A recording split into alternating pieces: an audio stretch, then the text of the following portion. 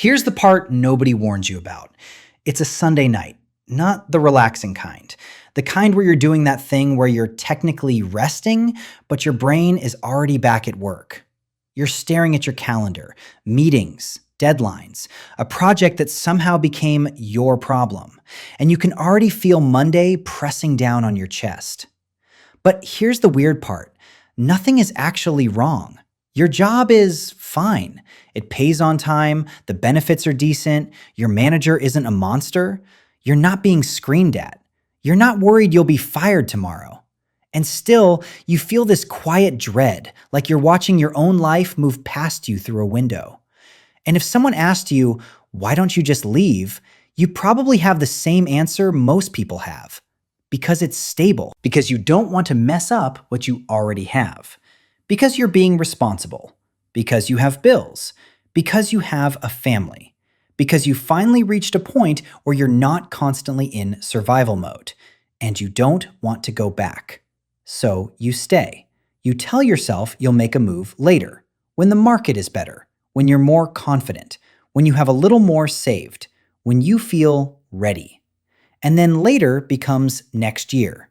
Then it becomes 3 years. Then one day you wake up and you realize you didn't choose stability. You drifted into it.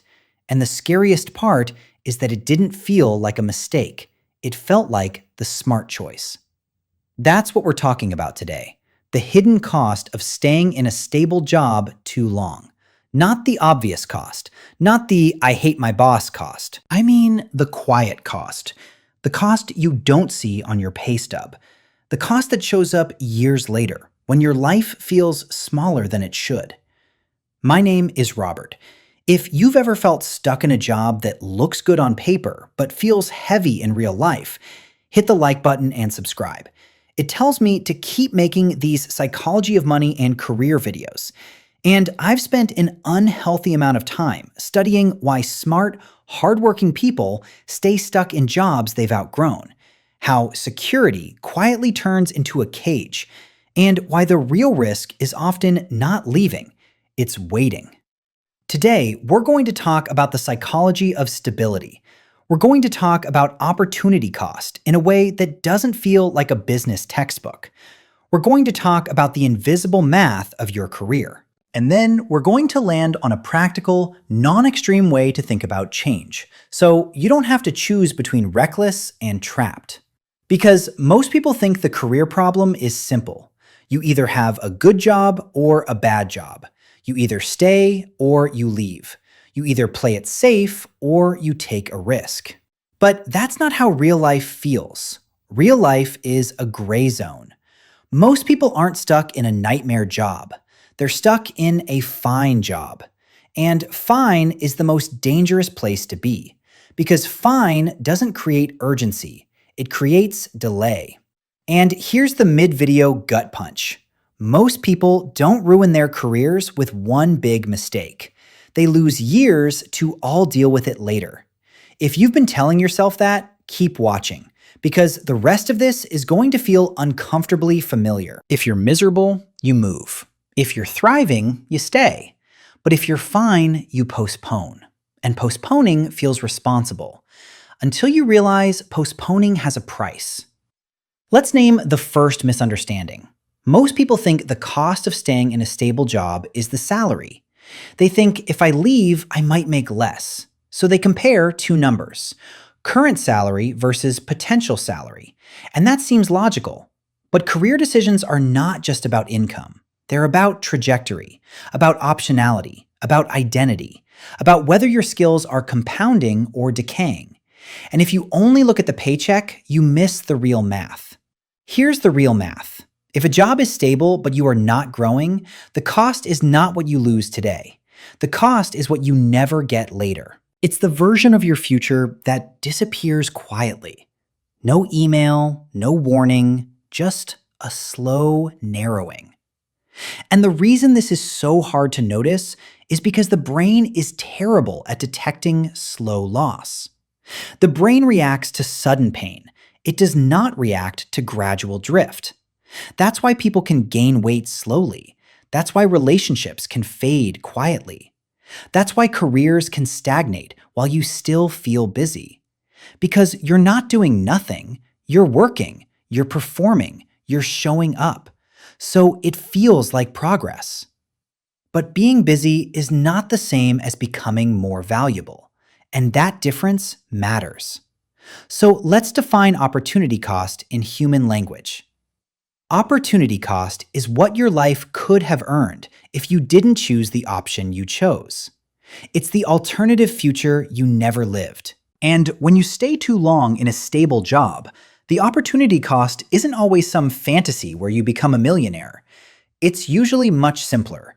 It's the missing promotion, the missing skill, the missing network, the missing confidence, the missing leverage. It's the fact that you don't just lose 1 year, you lose the compounding of that year. And this is where the career math starts to look like investing, because careers compound, not in a cute motivational way, in a brutally literal way.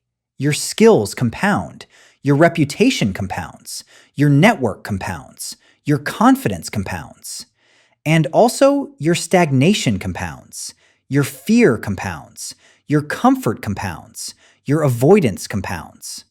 So if you stay 1 extra year because you want to be safe, you're not just buying safety, you're also buying another year of being the same version of yourself. And that can be fine. Unless you're already feeling the itch. Unless deep down you know you're shrinking. Now, before we go further, I want to say something clearly. Staying in a stable job is not automatically a bad decision. If you have a season where stability is the priority, that's wisdom. If you're supporting a family, if you're caring for someone, if you're rebuilding, if your health is fragile, stability can be oxygen. The problem is not choosing stability. The problem is using stability as a permanent excuse. The problem is staying by default. Because when you stay by default, you stop making an active choice. And when you stop making active choices, your life becomes something that happens to you. That's when stability turns into a cage. So why do smart people stay too long? Usually it's not laziness. It's not a lack of ambition. It's psychology. It's the way your brain evaluates risk. Because your brain does not evaluate risk objectively, your brain evaluates risk emotionally. It asks, how painful would it be if this goes wrong? And then it tries to prevent pain. That's all. So let's talk about the specific mental traps that keep people in stable jobs. First trap, the stability premium. A stable job feels valuable because it reduces uncertainty, and uncertainty is exhausting. When you've lived through layoffs or student debt or a shaky economy, stability feels like winning. So you overvalue it, not because you're irrational, because you're tired. Stability gives your nervous system a break. And once your nervous system gets that break, it will fight to keep it, even if the long-term cost is huge. Second trap, sunk cost. You've already invested time. You've already built a reputation there. You've already learned the systems. You've already survived the learning curve. So leaving feels like wasting all that effort. But here's what people forget. The sunk cost is already sunk. The only question is what you do with the next year. Because staying doesn't protect the past. Staying just adds more time. And if the next year looks the same as the last year, you're not protecting anything. You're just extending the plateau. Third trap, identity. This one is quiet. A stable job can become part of who you are, not just what you do. Your family is proud. Your friends think you're set. You know how to explain it at parties. It sounds adult. It sounds responsible. And leaving would mean admitting that you're not as stable as you look. Leaving would mean becoming a beginner again. And beginners feel awkward. So people stay in a role they've outgrown because being advanced at something familiar feels safer than being new at something better. Fourth trap, the fear of regret. A lot of people don't stay because they love the job. They stay because they're terrified of leaving and then failing. because then they would have to face two pains: the pain of the situation and the pain of self-blame. I had it good and I ruined it. That sentence keeps people stuck for a decade. Now, here's the part I want you to hear. The real risk is not leaving and failing. The real risk is staying and slowly losing yourself. Because that loss is hard to see. It's not dramatic. It doesn't crash your life in one day. It just drains your energy. It makes you less curious, less sharp, less ambitious. It makes you stop believing you can change. And once you stop believing you can change, your world gets smaller. That is the hidden cost. So let's quantify it. Not perfectly, but in a way that makes it real. Imagine two people, same age, same starting salary, same ability. Person A stays in a stable job for 10 years. They get predictable raises, let's say 3% a year. Person B takes a calculated step out after 3 years. Not a reckless leap, a move to a role where their skills grow faster, where the learning curve is steeper, where the pay jumps sooner. Maybe person B gets a 15% bump, then another 15% a couple years later. Not because they're smarter, because they put themselves on a faster compounding track. Now, if you look at year 1, person A looks safer. If you look at year 2, person A looks safer. If you look at year 3, person A still looks safer. This is why people stay, because the stable path wins early. But compounding doesn't reward early comfort. Compounding rewards being on the right trajectory. So by year 8, the gap is huge. Not just in salary, in confidence, in options, in the kind of work they can access, in the kind of people who return their calls, in the kind of life they can build. And here's the brutal part. Person A might not even feel like they made a mistake. They did what everyone calls responsible. They stayed loyal. They stayed stable. They avoided risk. And yet, the outcome can still be a quiet form of regret.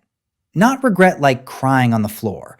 Regret like a dull ache, a feeling that something is missing, that you have more in you, that you're capable of more, and you just never cashed it in.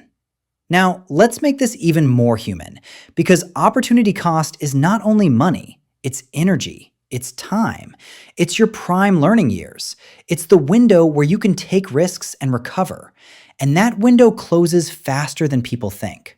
Not because you get old, because you get responsibilities, a mortgage, kids, parents, health.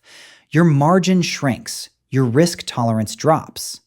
So ironically, the longer you wait to make a change, the harder it becomes to change. That's why stable jobs can become sticky. They aren't just comfortable, they slowly remove your ability to move. So what's the turning point? The turning point is realizing that stability is not a destination. Stability is a tool. It's something you use to build. And if you're not building while you're stable, you're consuming your stability. You're spending it. You're treating it like the end of the story. But stable seasons are supposed to fund growth, not replace it. So the mindset shift is this. Instead of asking, is this job stable? Ask, is this job making me more valuable? Because stability without growth is just a slow leak. And growth doesn't always mean a promotion. It can mean learning. It can mean building a skill stack. It can mean taking on projects that stretch you. It can mean building relationships outside your company. It can mean making your resume stronger every 6 months. Because if you're going to stay, you need to extract value from the stay. You need the stay to produce leverage. Otherwise, the stay produces complacency. Now, let's talk about the practical part. How do you know if you're staying too long? Here are a few signals that are hard to argue with. 1. Your weeks look identical. Different tasks, same feeling. Same problems, same conversations, same stress. No new challenge that makes you sharper. 2. You're not learning anything you'd be excited to teach someone. 3. Your job feels like maintenance, not growth. You're keeping things running, but you're not expanding. 4. You daydream about other paths, but you don't take any action. You research, you scroll, you watch videos, you fantasize, and then you go back to the same Monday. 5. You've become overly attached to the comfort. You're not staying because you love it, you're staying because leaving would make you feel anxious. That's a sign your nervous system is in charge. Now, what do you do about it without blowing up your life? This is where people get stuck because they think the only options are quit tomorrow or stay forever. But there's a third option: build optionality. Optionality is the ability to change without panic. It's having choices, and choices reduce fear. So the goal is not necessarily to quit. The goal is to become the kind of person who could quit. Because once you could, you stop feeling trapped. And when you stop feeling trapped, you make better decisions. So here's what building optionality looks like. You start treating your career like an investment portfolio. Not in a cold way, in a realistic way. You diversify your skill set. You build relationships outside your company. You keep your resume warm. You do one project a quarter that makes you more valuable in the market. You save an option fund. Not an emergency fund, an option fund. Money that buys you the ability to say no, the ability to walk away, the ability to take a risk without feeling like you'll drown. And if you do that consistently, something changes. The stable job stops being a cage. It becomes a base, a platform. And when it's a platform, staying is no longer fear. Staying becomes strategy. Now, I want to say something that might be uncomfortable. Some people use stable job as a way to avoid confronting a deeper fear. The fear is not, what if I fail? The fear is, what if I try and I realize I'm not as capable as I tell myself? That fear is ego pain. So people choose stability to protect identity. They'd rather be the competent person in a role they've mastered than risk being mediocre somewhere new. But that's also how people end up with a life that looks good and feels empty. Because mastery without meaning starts to feel like boredom. And boredom, long enough, turns into quiet depression. So if you're feeling that, you're not lazy, you're under-challenged. Now, let's bring this home with a story. Imagine someone named Chris. Chris is 36. Chris has a stable job. It pays $85,000. Chris is good at it. People trust Chris. But Chris has been in the same role for 6 years. At first, that stability felt like relief. Chris had finally stopped worrying about bills. Chris could finally breathe. But year 4 is when something changes. Chris stops learning. Not because Chris is dumb, because the job stops asking for growth. So Chris starts coping. More scrolling. More, maybe I'll switch later. More fantasizing. More telling themselves they should be grateful. And then a new hire shows up. Younger, hungry, curious. They ask questions. They bring new tools. And suddenly, Chris feels threatened. Not because the new hire is better, but because the new hire reminds Chris of who Chris used to be. And that moment is painful, because it shows the cost. The cost wasn't money. The cost was momentum. So Chris makes a small change. Not quitting, not a dramatic leap, a small change. Chris starts building optionality. One skill, one connection, one project, one course, one application, one conversation. And after 6 months, Chris notices something. The job feels less heavy. Not because the job changed, because Chris is no longer trapped. Chris has a runway. And a runway changes the entire emotional experience of work. When you have a runway, work is just work. When you don't, work feels like your whole life. That's the difference. So let's close with the message I wish more people heard. Stability is not the enemy. Stability is valuable, but stability without growth is expensive. It costs you future versions of yourself. It costs you leverage. It costs you options. It costs you compounding. And the tragedy is that you don't feel the cost until later. So if you're in a stable job right now, ask yourself one honest question. If I stay here for 2 more years, will I be more valuable or just more comfortable? Because comfort is not a plan. Comfort is a feeling, And feelings change. Bills change. Markets change. Companies change. So the goal is not comfort. The goal is resilience. The goal is optionality. The goal is becoming the kind of person who has choices. And once you have choices, stability stops being something you cling to. It becomes something you use. Progress beats perfection. Consistency beats intensity. And if you're going to play it safe, make sure you're not confusing safe with stuck. And if you want more scripts like this that mix money, psychology, and real life, subscribe, because I'm going to keep making them. And if you've got a story about the moment you realized your job was stable but not growing, drop it in the comments. I read those.